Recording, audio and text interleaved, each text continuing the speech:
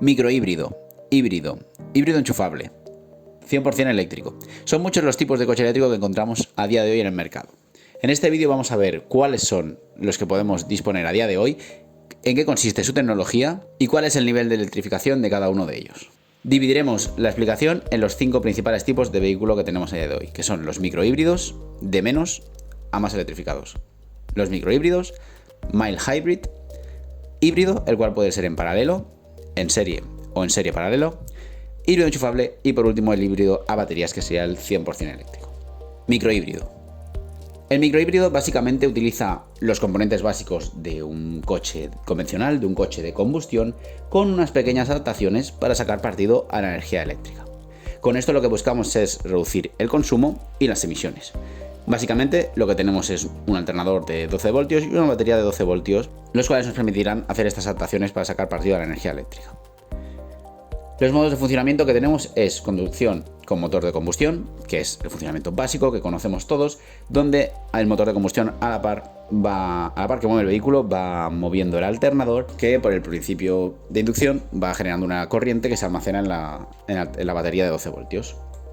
A partir de aquí, una de las funcionalidades que nos permite y una de estas mejoras de eficiencia eléctrica que nos permite este tipo de vehículos es el concepto de start-stop, en el que lo que tenemos es que el vehículo, cuando estamos totalmente parados, detiene por completo el motor y la batería de 12 voltios suministra la energía al motor de arranque para volver a ponerlo en funcionamiento una vez apretemos el embrague o los niveles de batería sean mínimos y necesitemos de nuevo poner a mover el motor de combustión.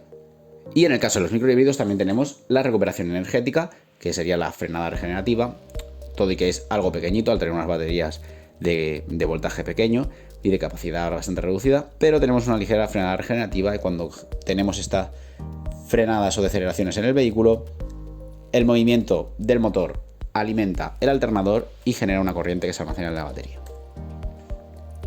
Mild Hybrid. Pasamos ahora a los vehículos mild hybrid. Estos son los que ya incorporan un sistema de 48 voltios. Es decir, ya no tenemos solo el sistema de 12 voltios para la batería de toda la vida, la batería de 12 voltios de todos los coches, sino que ahora tenemos también un sistema de 48 voltios. Estos 48 voltios nos van a permitir tener unas ayudas en los excesos de demanda en las fases que necesitamos mucho torque en conducción o en arranque, pero no nos va a permitir traccionar de manera 100% eléctrica el vehículo. En el caso del mild hybrid, el start-stop es producido a través del alternador. La batería de 48 voltios lo alimenta y cuando tenemos que volver a iniciar la marcha con el motor de combustión, el alternador lo activa, alimentándose del sistema de 48 voltios. Conducción con motor de combustión. En este caso, lo que tenemos es la conducción que tenemos habitualmente y aparte de cargar la batería de 12 voltios, lo que hacemos también es con el alternador cargar la batería de 48 y parte de esta carga pasa a través del transformador DC-DC que nos pasa estos 48 voltios a 12 voltios para alimentar también la batería de 12. De manera que durante la conducción cargamos ambos sistemas, el de 48 voltios y el de 12.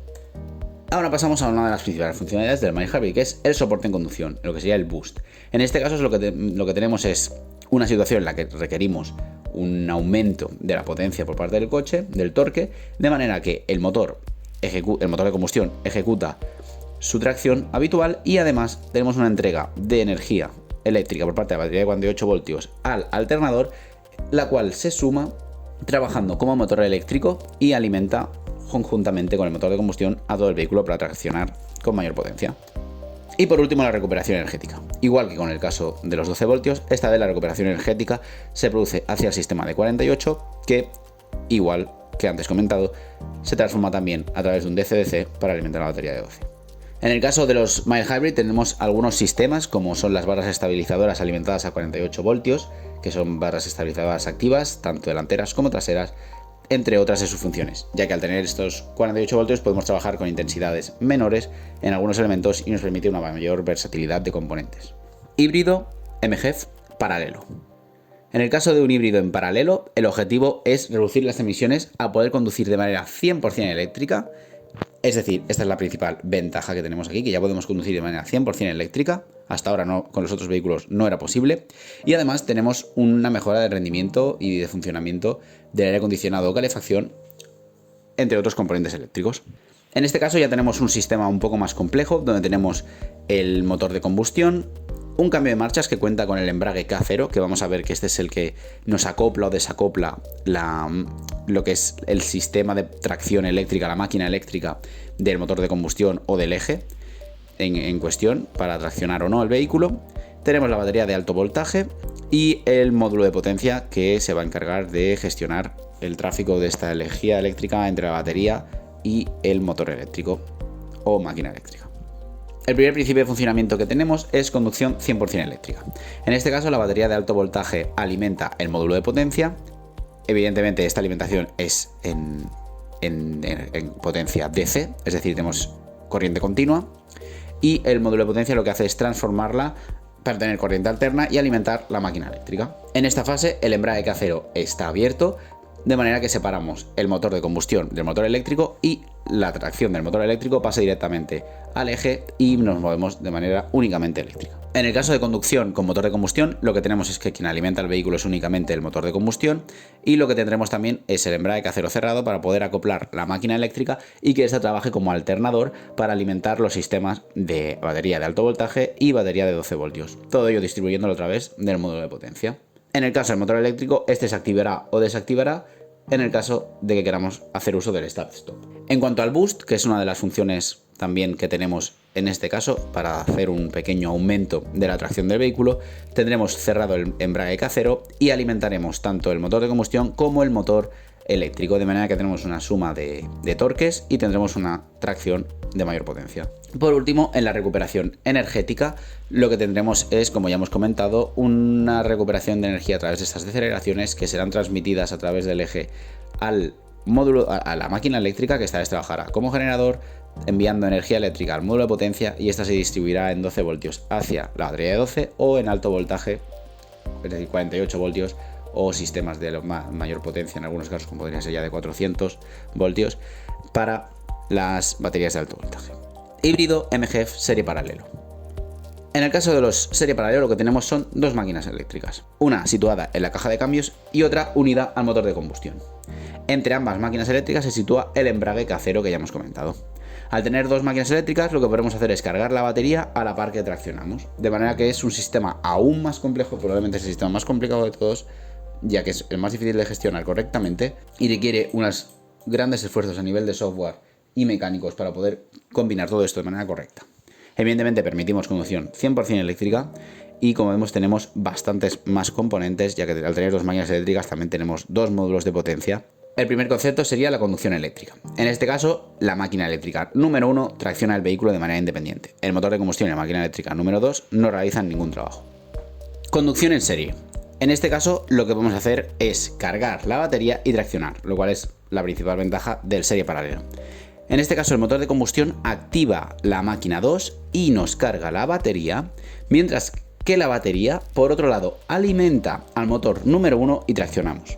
Es decir, tenemos una tracción totalmente eléctrica, pero un uso del motor de combustión para alimentar a la otra máquina eléctrica y hacerla funcionar como generador y alimentar a la batería. En el caso del boost, esta función que ya conocemos, el motor de combustión está en marcha y se cierra el embrague K0 y se acoplan ambas máquinas eléctricas. Es decir, estamos sumando el torque y potencia de tres motores, dos eléctricos y uno de combustión.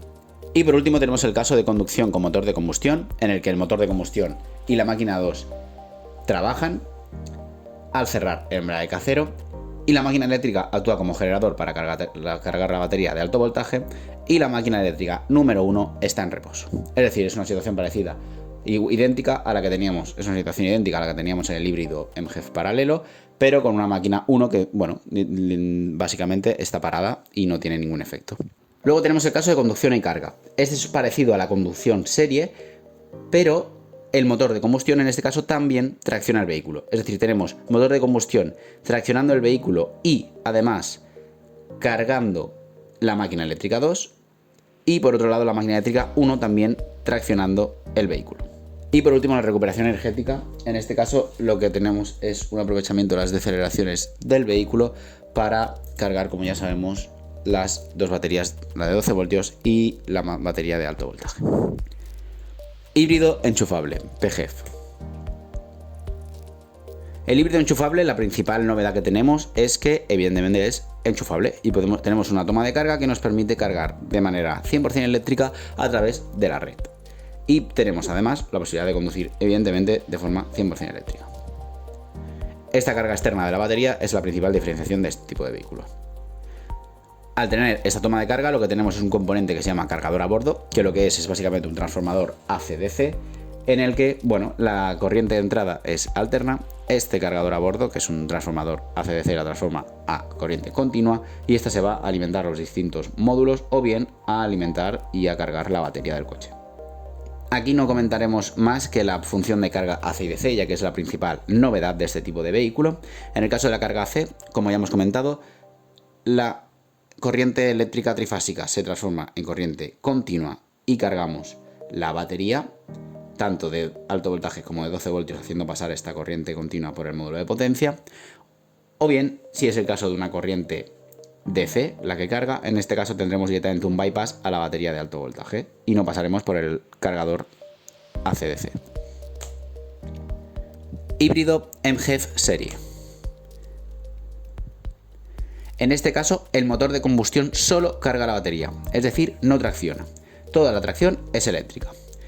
Montamos, igual que en el serie paralelo, dos máquinas eléctricas y aparte, en este caso lo que tenemos es que es enchufable. Es decir, es como tener un PHEV, pero con un motor de combustión para ir cargando la batería. Casos de conducción que tenemos, pues el primero es conducción eléctrica, donde el motor eléctrico 1 tracciona el vehículo alimentado por la batería de alto voltaje.